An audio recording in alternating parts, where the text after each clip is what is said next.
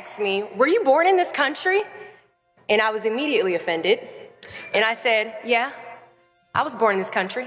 And then she says, "Do you have any kids?" I said, "No, I don't have any kids." She then asked me if I was married. And then I said, "No, ma'am, I am not married." She says, "How old are you?" I said, 19. "May I help you find something?" She then says, "You are the most beautiful girl I have seen." And I said, "Oh, thank you." And then she says, "I think you could be the next Miss USA." I'm in the Army, okay? We don't do pageants in the Army. She then asked me to meet her at Starbucks the very next day before my next shift at Target.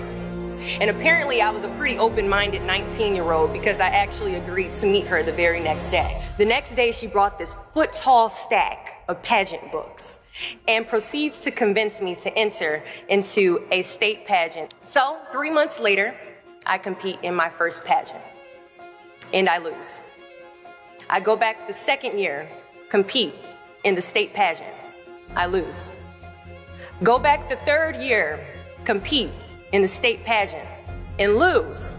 Go back the fourth year, compete in the same pageant and lose. I go back the fifth year, y'all. Compete in the state pageant and lose. But guess what? I go back the sixth year. Guess what happens? I lose. I called her on the phone and said, "You told me I could be the next Miss USA." And she says, "Deshauna, keep working, don't quit, keep going back." And in June of 2015, she passes away from leukemia. 6 months later, in December 2015, I win Miss District of Columbia, USA. And 6 months after that, in June of 2016, I become the first soldier to win Miss USA. At times, our purpose drops in our laps as if the heavens threw it by accident. I ask only one thing of you all today after you leave this building. Do not fear failure, but please be terrified of regret. Giving up is the birth of regret.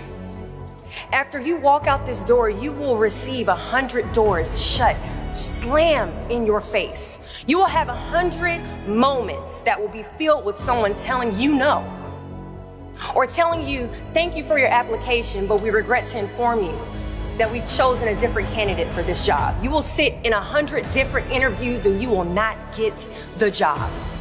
The reality of life is that we will all hear more no's than we hear yeses. And we will fail a lot, and I mean a whole lot.